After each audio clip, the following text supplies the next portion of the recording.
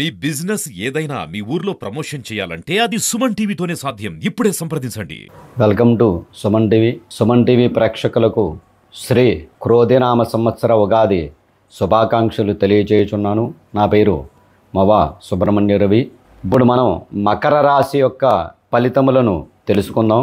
మకర రాశిలో ఉత్తరాషాఢ నక్షత్రము 2, 3, 4 పాదములు, శ్రవణ నక్షత్రము 1, 2, 3, 4 పాదములు, ధనిష్ఠా నక్షత్రము 1, 2 పాదములు, ఆదాయం 14, వ్యయం 14, రాజపూజ్యం 3, అవమానం 1గా ఈ రాశివారికి ఉంది.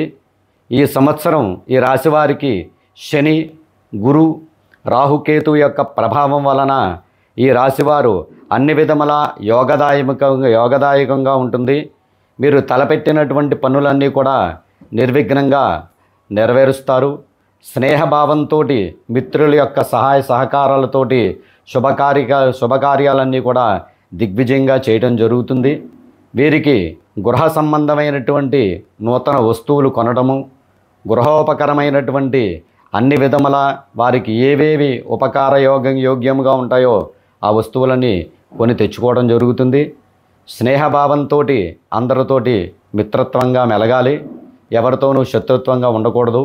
అలాగే నూతన గృహాన్ని కొనేటువంటి అవకాశాన్ని కూడా ఈ రాశివారికి ఎక్కువగా గ్రహస్థానం వలన మంచి ఫలితాలు ఉన్నాయి.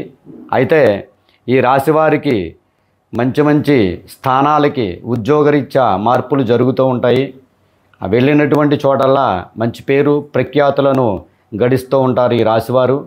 ఈ రాశివారు ఎక్కువగా సుబ్రహ్మణ్యేశ్వర ఆరాధన, అలాగే ప్రతి అమావాస్య ముందుగా వచ్చేటువంటి శని త్రయోదశికి శనికి తైలాభిషేకం చేయటం వలన మీరు మంచి సత్ఫలితాలను పొందడం జరుగుతుంది. ఈ రాశివారికి అమ్మవారి యొక్క ఆరాధన, లక్ష్మీ స్వరూపమైనటువంటి అమ్మవారికి ఆరాధన ఎక్కువగా చేయాలి.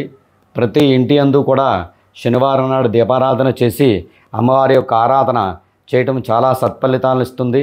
ఈ రాశివారు ముఖ్యంగా ఓం శ్రీం వత్సలాయ నమః అనేటువంటి మంత్రాన్ని జపించడం వలన మీకు సత్ఫలితాలను ఎక్కువగా సిద్ధించడం జరుగుతుంది.